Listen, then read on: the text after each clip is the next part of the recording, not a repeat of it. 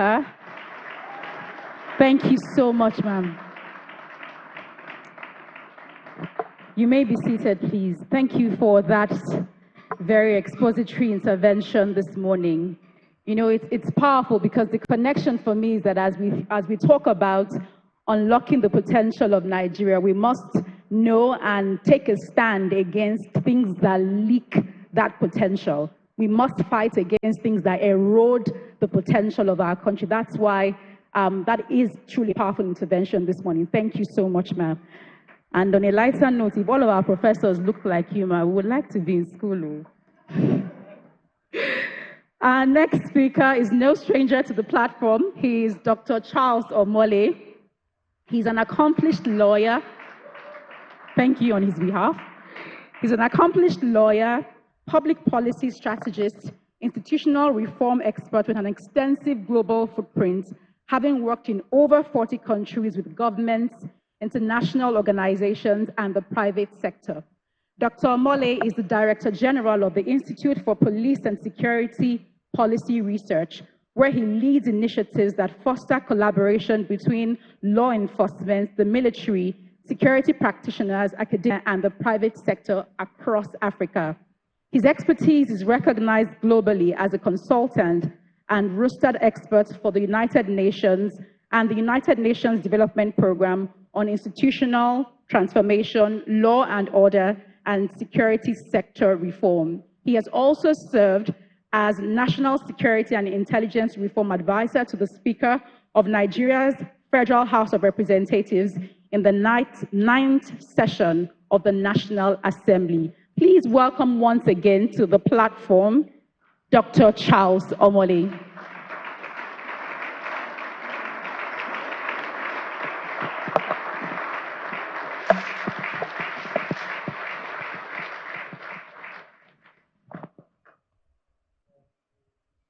Good. Thank you very much.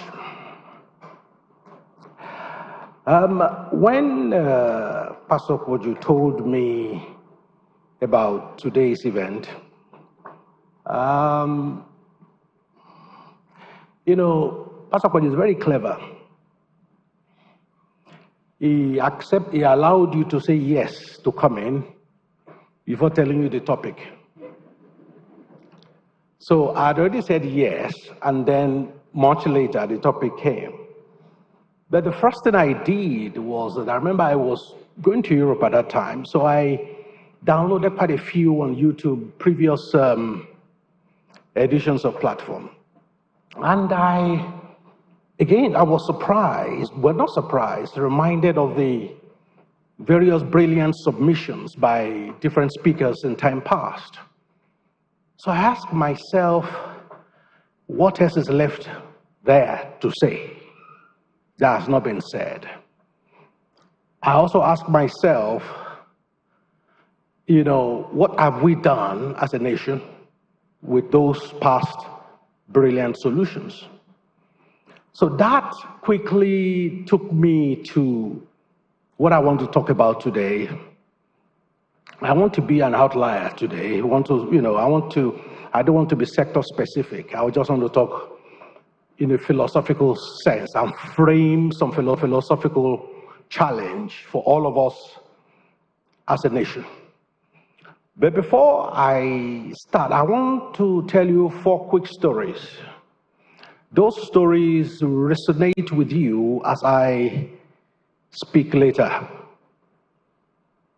The first story, a particular lawmaker felt that the hospital in his local government did not have any scanner. In fact, hospitals in 3 local government areas, you know, actually there was no scanner. So he contributed to refurbish the hospital and then purchase a scanner for them to give to customers for free, to use for free. About 6 weeks later, someone called his office that the scanner had broken down. So the lawmaker called the supplier and said, I thought this was a new machine. He said, yes. So they went to check, they fixed it. It started working again. 3 months later, it was called again that the machine had broken down again. So this time around, he sent a team to investigate. And they came back to him that the machine was being deliberately sabotaged by the staff of the hospital because they had local private scanning centers that they were sending patients to. And they were being given a particular amount for every patient they send. So since that scanner for free was installed, they lost money. So they kept sabotaging the free scanner, and then during that period, direct people back to those private centers. That's the first story. I'll join it up later. Just bear that in mind. Second story, the government felt that we need some infrastructure in the country. So there is a rail, there's a third Niger bridge that was built. And for those of you who are not aware, within 3 months of the third Niger bridge being opened, the metal railings started going missing. So people went there to sabotage it. Bear that story in mind. Story number 2. Third story. While I was working with the National Assembly, there was a particular lawmaker I met. I'm being deliberately vague here because it's still in the National Assembly. We were talking one day and he said, he said, Doctor, I said, yeah. He said, do you notice that many of the longest serving lawmakers in the National Assembly are from the North? I said, I have not done the research. He said, yes, most of them are from the North. I said, why is that? He said, you see, the problem with you Southerners is, he said there are too many educated and qualified people in your constituency. So after you've done one term, 10 people are already queuing up to tell you, get out of the way, it's my turn. He said, but in my own area, I'm the only graduate and I love it that way. So imagine giving that lawmaker the job of reviving education in his community.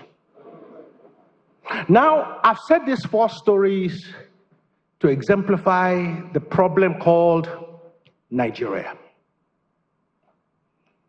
For every problem we face as a nation, there are 2 solutions, two activities that work together. And I need you to write those 2 words down. One is what I call the technical solution. Second is what I call the adaptive solution. So the title of my exposition this morning is The Adaptive Challenge to Unlocking National Potential.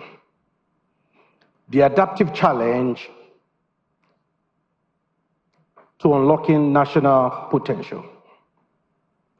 You see, technical changes or challenges are things that tend in the construct of a nation that mainly government is responsible for. So the hospital needs a scanner.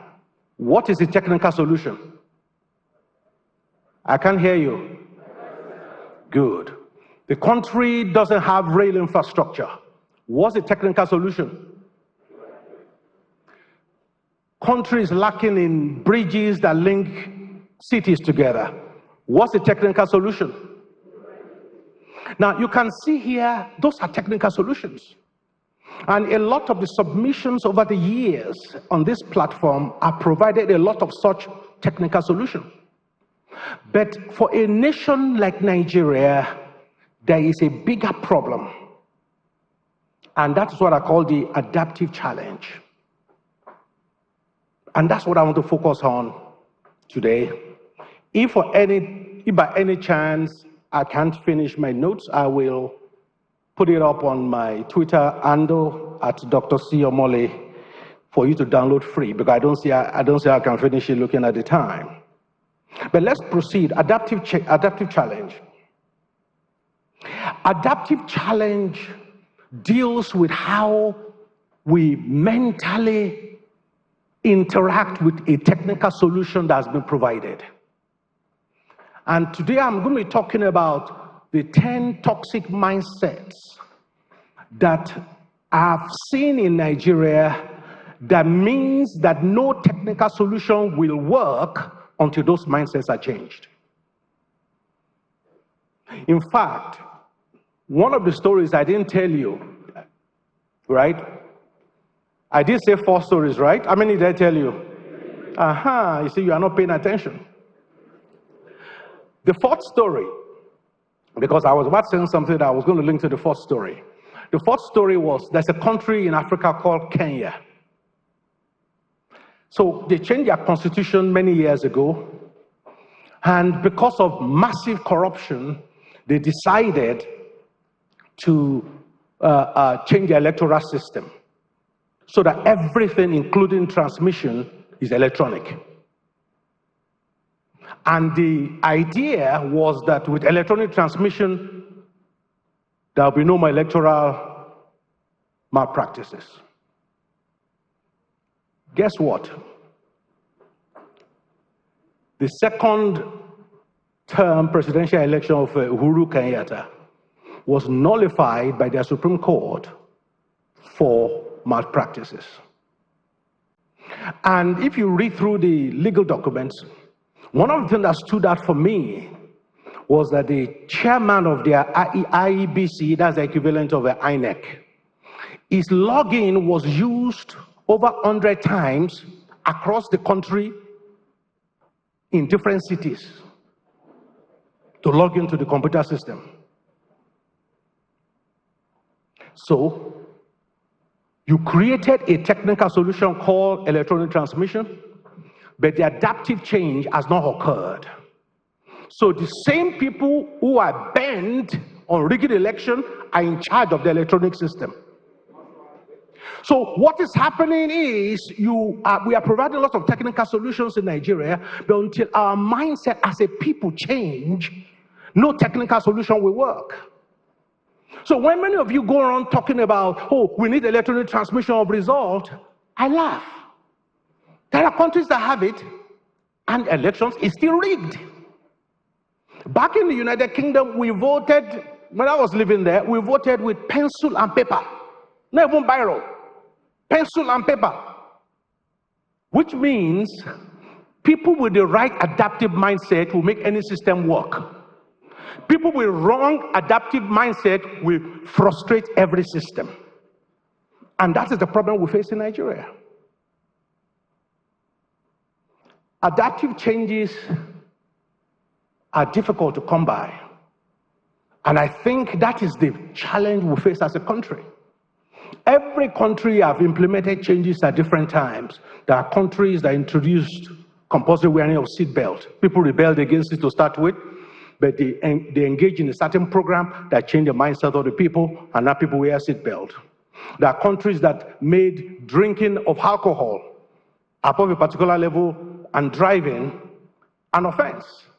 Of course, people rebel against it, but our adaptive programs put together by the government, people now see drinking and driving as a wrong thing. They didn't see that before. So the challenge here is this.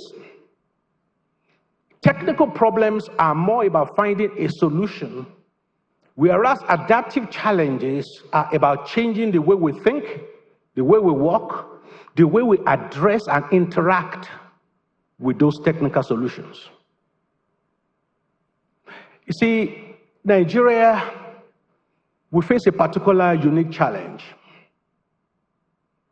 61% of our population today were not born before 1999. We have a massive population who never lived under the military. You call them Gen Z. And many of them, of course, believe they're always right. That the older people don't know anything. Oh, you old people, you are the one that caused the problem of our country. Well, before you throw stones at the old people, let me throw my own stone first. You know, at the Declaration of Independence in the United States, we call some people the founding what? Founding fathers. Alexander Hamilton, James Madison, James Monroe, Aaron Burr, Thomas Jefferson, these are all founding fathers. But at the Declaration of Independence, which of course later on they wrote the Constitution, but at the Declaration of Independence, do you know something about them that many people don't realize? Alexander Hamilton was 21 years old. James Madison was 25 years old. James Monroe was 18 years old. Aaron Burr was 20 years old. I can go. These were the founding fathers that birthed a new nation. You Gen Z, what are you birthing?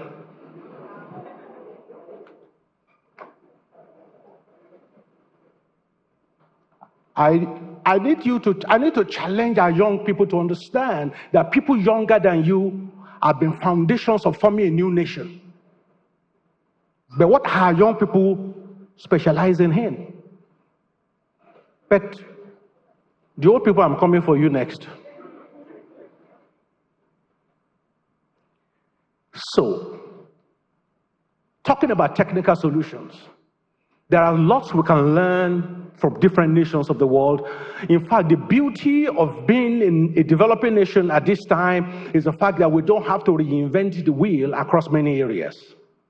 Things that took people 50 years, we can do it in 5 days because the solutions are already there.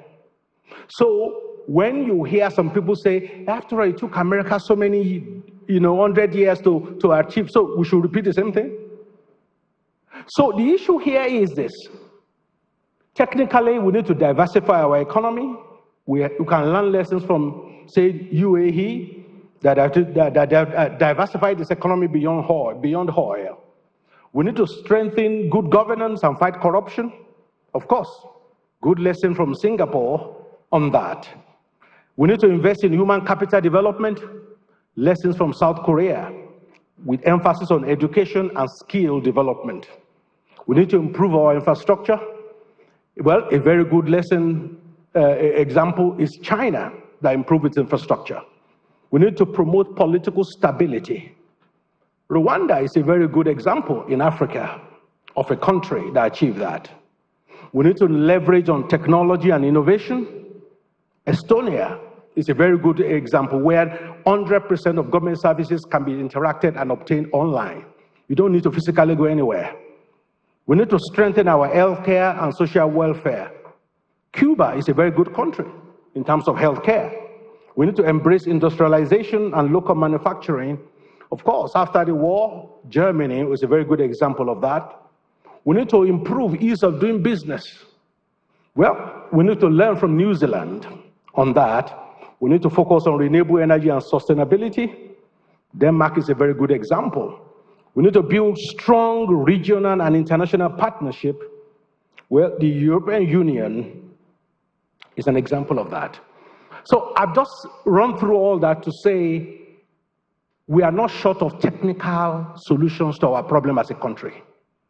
Now I want to focus on my thesis for today, the adaptive solutions and challenges. The biggest problem and hindrances to unlocking the potential of Nigeria are less technical, but more adaptive. So, what are the toxic mindsets that seems to have stifled the development of this nation? What are the toxic mindsets that means if we don't change those mindsets, it doesn't matter the innovation government bring, it doesn't matter the technical solution we deliver, we will not unleash our potential as a nation. Number one, complacency. Development stagnates when citizens become content with status quo and do not strive for improvement or innovation.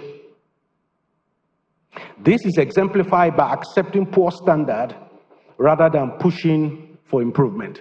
Nigeria is a nation of people who are complacent, massively.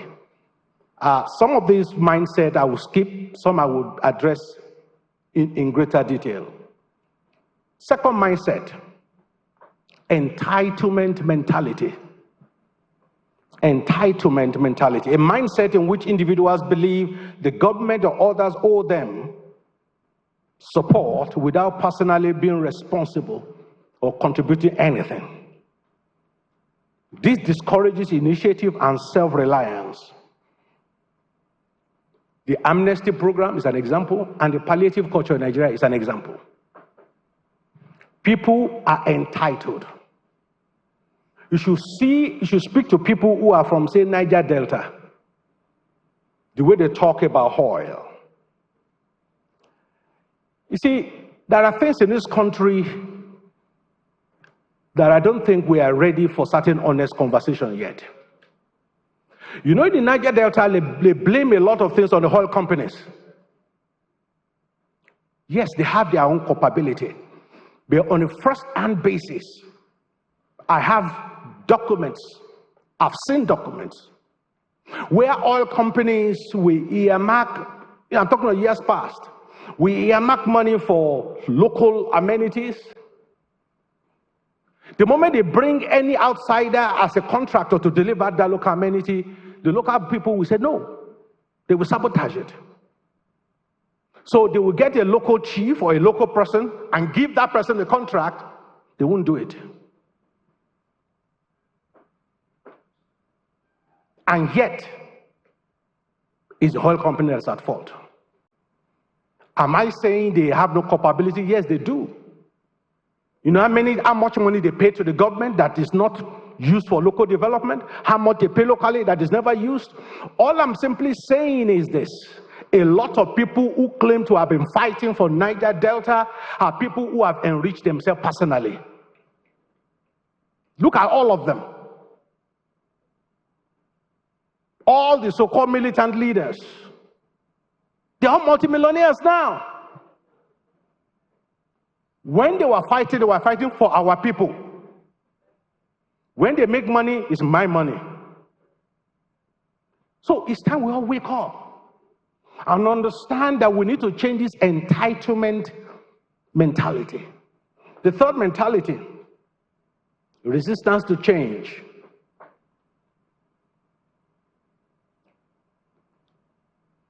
Resistance to change.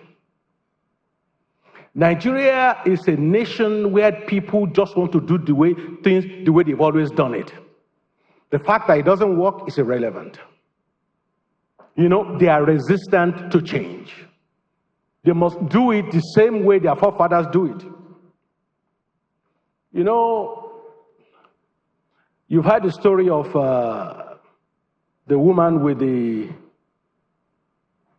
that wanted to cook a chicken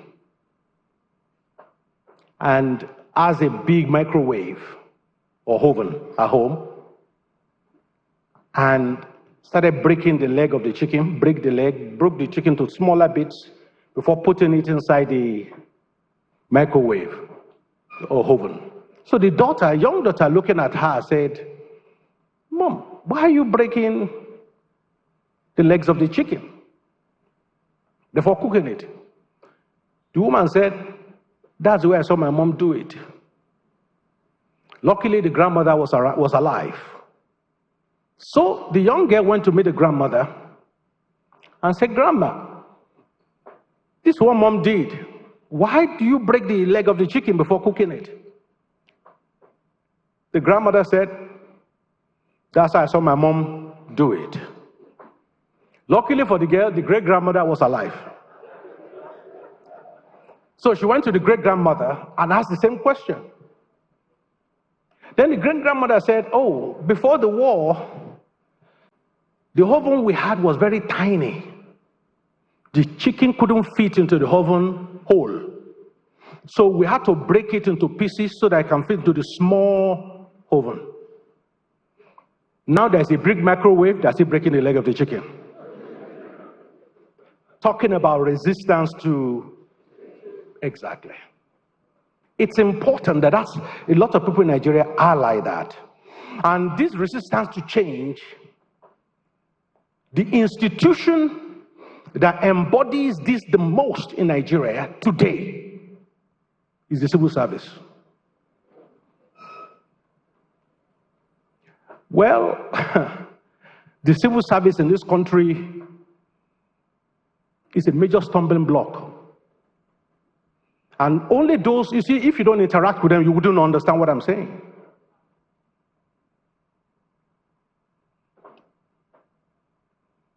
While I was working in the National Assembly, I remember after I came and I was onboarded, their tiny salary they were paying, the first salary I was paid was 6 months later. That's the first salary. So I said, what took them 6 months? Apparently, the onboarding process meant your file had to go to different departments. And the file had to go to those departments, paper file. So if you want to find out the status of your process, you have to call every department. You have to look for your file. Everything was done manually. Let me tell you one more thing. The salaries then was paid. What I mean then, I'm talking about night assembly. We're not talking about 50 years ago here. The salary every month was paid by the staff taking cash to the bank every month. Okay, for those of you who have accounts with GT, they will carry cash in Ghana must go to GT to pay your salaries. Things you can do by transferring. They thrive in obscurity, and opacity is their key word. They make simple things complicated. Resistance to change. We are not moving ahead if we don't reform these institutions. The fourth toxic mindset, corruption tolerance. Corruption tolerance. I think it's so bad in Nigeria now that if you are not corrupt, you look like a fool. You know, in fact, you are the exception. That's how bad it is. People now just expect it.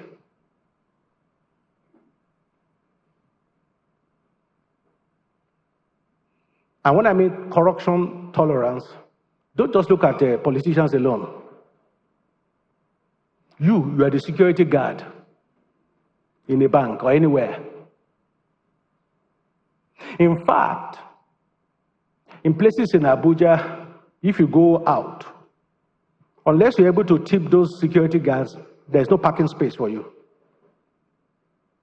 And those are private establishments. Corruption tolerance. Number 5, lack of civic engagement. Lack of civic engagement. Now, this is slightly better, especially with the Gen Zs. It's a lot better. They're more engaged in the polity than they used to be. So that's an excellent point for the young people. But civic engagement also means there has to be a bit more civility to our engagement. You see, if you go online, sometime when I want to look for trouble, I say some things online. And those of you who follow me, you know they come for me all the time. I'm not bothered.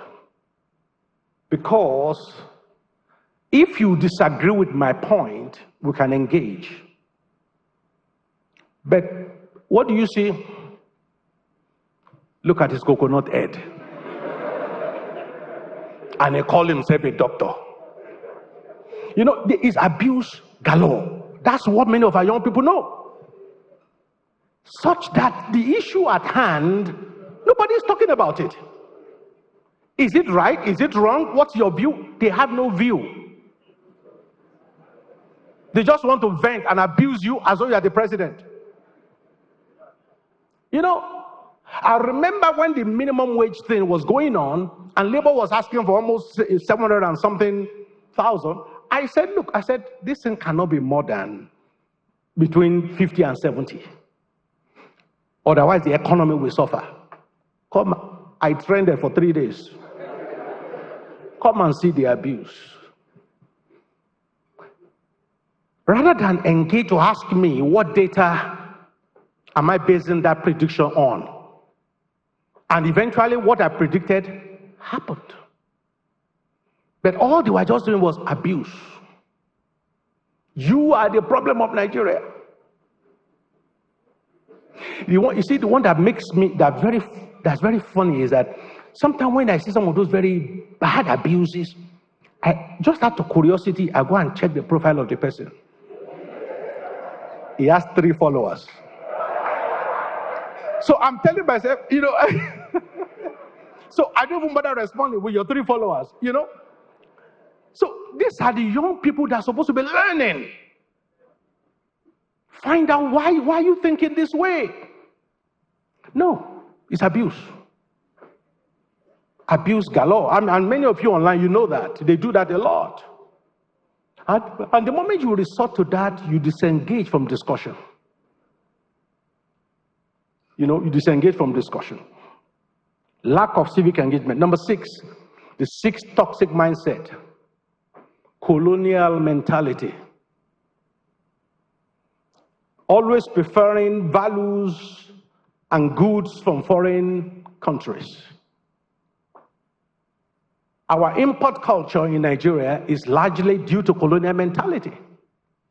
But this colonial mentality is more ingrained than you think. A few years back, I met a friend who just started a business. And within 6 months of starting that business, he told me one big contract in Nigeria. So I said, tell me the magic now. 6 months, even people who have been in the business for 5 years, they're still looking for such contract. Do you know somebody? He said, no. So what did you do? He was living in England then. So he said, this is what he did. He set up his company, used some contact to bid for the contract. So he was shortlisted to among 10 companies to come and make a presentation. He said, so he looked at his neighbor. He lived in a place called Hertfordshire outside London. So he looked at his neighbor, he's a good friend. He said, do you want a holiday to Africa? That one said, yes. He said, okay, come with me. He said, I'm going to give you a free holiday to Nigeria. You follow me everywhere I go, but don't say a word. The neighbor, who is a taxi driver, said, who doesn't like Gibetati? So he flew him to Nigeria, said, put him in an hotel, all that. So every presentation he went to make, and on the day he went to defend the bid, he took him along, introduced him as his partner. And the guy was just smiling throughout the meeting. Because technically, he doesn't know what the war is there for. So by the time they finished, he got a call that he won. He asked him, what did you say? So what did you prefer? He said, Oga said, that one that has the expatriate, that's the one we want.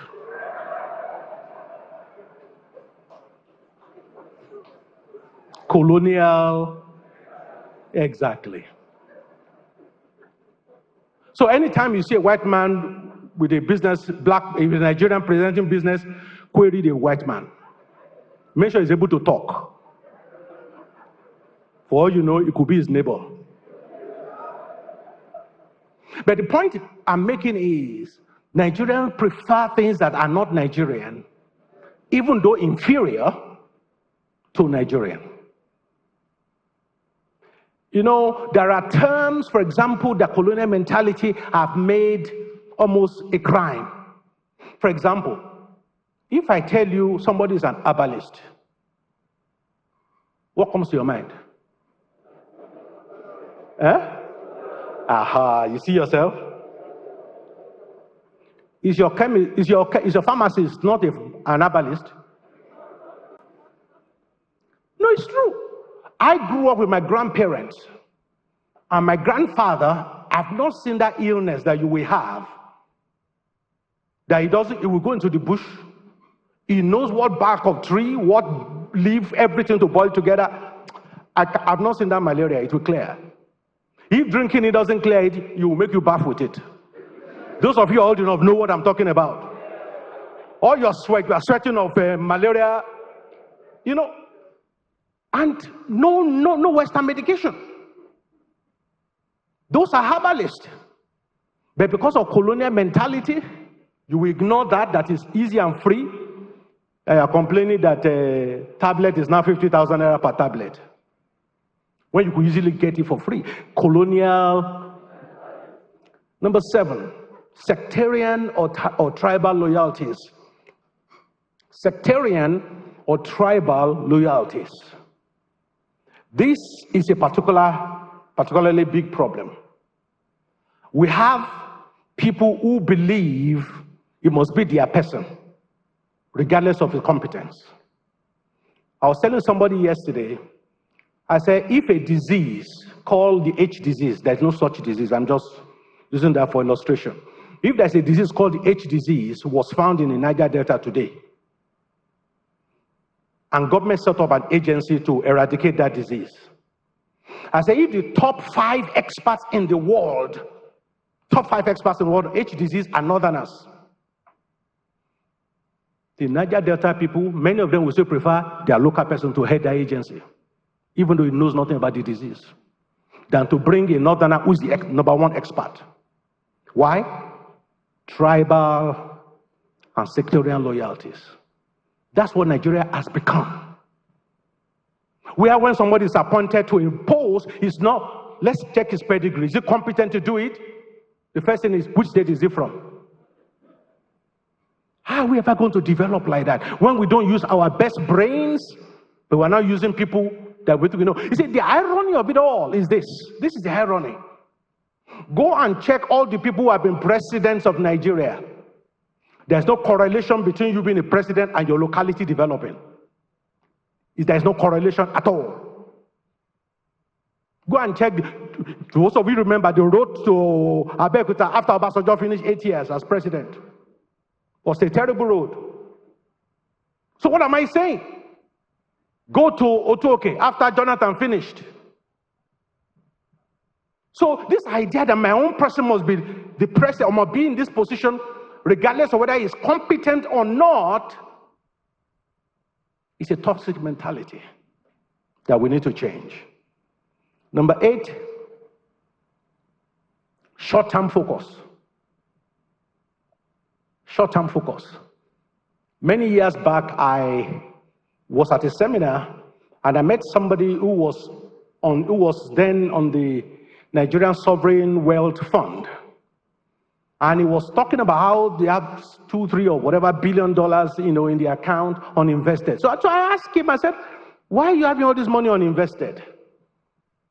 He said the problem is the government told them that they must only invest in something that will bring return within 4 years, so that the return will happen while I'm in government. You have sovereign wealth fund in countries investing in 30-year projects, 40-year projects. We are too short-term in our focus and mentality as a people. Even in our planning, it's the same thing, short-term focus. You see one government start something, the next government will come and reverse it. Is that not what got us into trouble with the Ogun State government? When one government signed a contract, the next one came and, regardless of the merit, canceled the contract. Now Nigeria is in trouble for it. We can't continue like this. Number 9, quickly, mediocrity mentality, mediocrity acceptance. You know, we are really in trouble when people begin to applaud governors for paying salaries. That is the height of mediocrity. Are they not supposed to pay people who have worked for them? And governors now put paying salary on time as part of their achievement. And we are accepting it.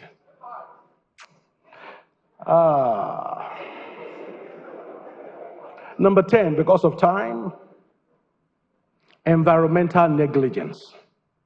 Now, this is not about the green lobby or about pro or anti-climate change. What I'm saying is this about that environmental negligence. Regardless of whether you believe human activity is causing climate change or not, it's irrelevant. We all accept that climate is changing. Therefore, we need to do something about it. And many Nigerians are not bothered about that. So what are the solutions? For that, you will have to go to my Twitter handle because I have 12 solutions and I have 2 minutes left. So I'm not going to go into that. But the entire 15-page note will be uploaded this afternoon, and you can download it there for free. But to close, this is what I want to say. I've said that Nigeria is not short of technical solutions. Both past programs and even today, they will give you a lot of technical solutions. The problem we have is what? Our mindset. We've not adapted our mindset towards development. We've not adapted our mindset toward positivity. But this is the problem. Who are responsible for this? The old people. But you know what? The young people have now been indoctrinated in the same toxic mindset. So the disease that afflicted the old is now within you. And that is the challenge we face. You cannot solve a problem with the same mentality that created it. If we say these toxic mindsets are mindsets of our adults, ask yourself as a young person, are you afflicted by those same mindsets? How have you improved on your own mindset? But I will say this, the solution starts with leadership. The leadership have to exemplify what it is they want the young people to learn. When you see my 12 solutions, you will see that the number 1 there is about leadership, about government. So I'm not absolving them of it at all. I'm merely saying we are all in this together. So there are lots of technical solutions for problems of Nigeria, but more importantly, for Nigeria to move forward, for us to achieve our potential as a nation, we all need to change our mindset and adapt our thinking towards development and prosperity of the nation. Thank you for your time.